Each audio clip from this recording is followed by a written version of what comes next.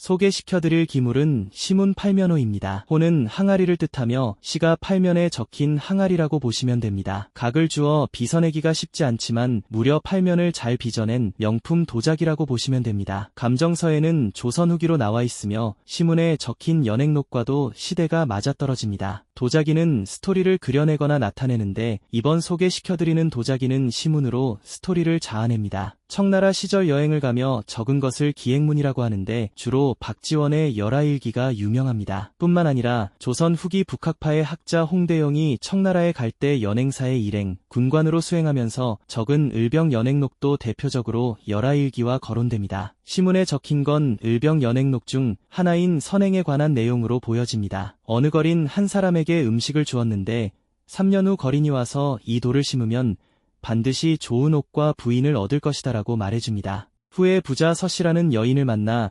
장가가기를 구원하니 백옥 한 쌍을 주면 당신께 시집가겠나이다 하니 돌을 심은 것을 기억하여 파보니 무려 백옥 5쌍이 있었습니다. 한 쌍을 서씨 여인에게 보인이 놀라며 처가 되었다는 얘기입니다.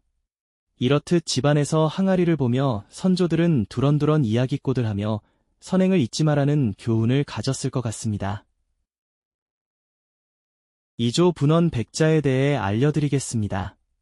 경기도 광주 분원은 나라에서 정한 곳으로 많은 도공과 화공들이 모여 훌륭한 도자기들을 만들어냈습니다.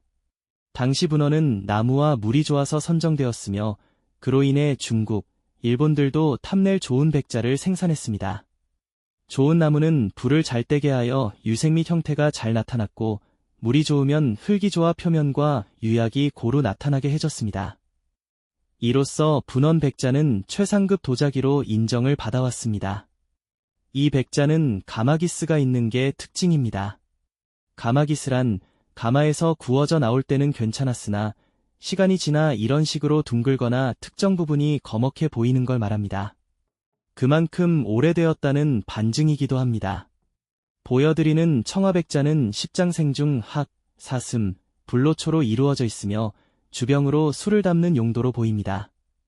술을 마시면서 서로의 건강을 기원하며 술잔을 주고받으며 대화의 꽃을 피웠을 것 같습니다. 소개시켜드릴 기물은 이조 편호 청화백자입니다. 보통은 호라는 건 둥근 항아리를 뜻하지만 이런 식으로 다양한 형태의 항아리도 존재합니다. 이번 청화백자에서 눈여겨볼 만한 것은 편호라는 거와 양쪽에 달려있는 귀여운 도마뱀입니다. 우선 편호란 몸통의 양면을 평평하게 만들어 다양한 형태의 내용물을 담을 수 있습니다. 이러한 납작한 몸통 덕분에 벽에 붙여놓거나 편호들끼리 잇대어 보관하기 편리한 게 장점입니다. 주로 상감기법으로 장식되나 이 백자는 청화로 표현되어 더 가치 있어 보이는 명품입니다. 조선 후기 장식 문양 중 용의 모습과 달리 도마뱀을 연상시키는 독특한 형태의 용을 볼 수 있습니다. 두 갈래로 갈라진 꼬리와 가늘고 긴 몸체를 일용이라고 하였습니다. 일용은 중국 고대부터 시작하여 고려 청자를 지나쳐 조선시대 백자까지 사용되었습니다. 다만 국내에선 많이 사용되지 않다 보니 도마뱀 혹은 도룡용으로 불리기도 합니다. 중국 고대부터 공예품에 장식되었던 만큼 일용의 기원과 형태를 언급하였으며 점차 용에 귀속되어 일용이라는 용어로 혼용되며 용의 자식인 용생구자 중 하나이거나 어린 용, 이무기를 일컫는 등 다양한 용례로 사용되었습니다. 따라서 물과 관련된 길조로 인식되며 더욱이 술에 취하는 것을 경계하는 속성까지 전해졌습니다. 이렇듯 도자기에 그려진 청화도 물에 관련된 그림으로 그려져 있는 것을 확인할 수 있습니다. 일용장식은 왕실 소용품 외에 장식된 예가 거의 없으며 왕실도자 제작소인 분원에서 생산된 것임을 확인되었습니다. 이렇듯 물이나 왕실과 밀접한 의미를 갖는 길상성이 강화되어 귀중한 보물임을 나타냅니다. 이번에는 일본인들이 선호하는 스타일의 도자기 주병을 소개해드리겠습니다. 보통 이런 형태의 도자기들을 선호하며 일명 스와리가 좋다고 표현합니다. 일본에선 사와리라고 말하지만 한국에선 변형되어 스와리라고 쓰입니다. 촉감 혹은 분위기, 요즘은 바이브를 뜻하며 도자기 쪽에선 안정세가 좋다라고 볼 수 있습니다. 이렇게 밸런스가 잘 잡힌 형태를 일본인들이 선호하며 현재도 많이 찾고 있습니다. 실제로 예로부터 우리나라 도공들이 일본에 자리 잡아 한국의 도자기를 알렸으며 그로 인해 일본 내에서도 선호하는 도자기 종류가 많이 생겼습니다. 그 중에 하나가 이런 스와리가 좋은 형태를 선호합니다. 경기도 광주 분원에서 나온 관요 백자이며 특징으로는 유가 있습니다. 이런 식으로 세월이 지나 처음에는 발견 못하는 유가 생기는 경우도 있습니다. 유가 있다는 말은 금이 가 있다는 뜻이지만 소장 가치가 없는 것은 아닙니다.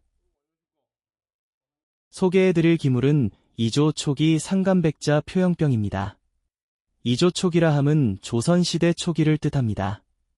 또한 상감기법은 흙을 파내어 다른 색 흙이나 안료를 넣어 문양을 넣는 기법으로 주로 고려시대와 조선 전기에 제작되었습니다.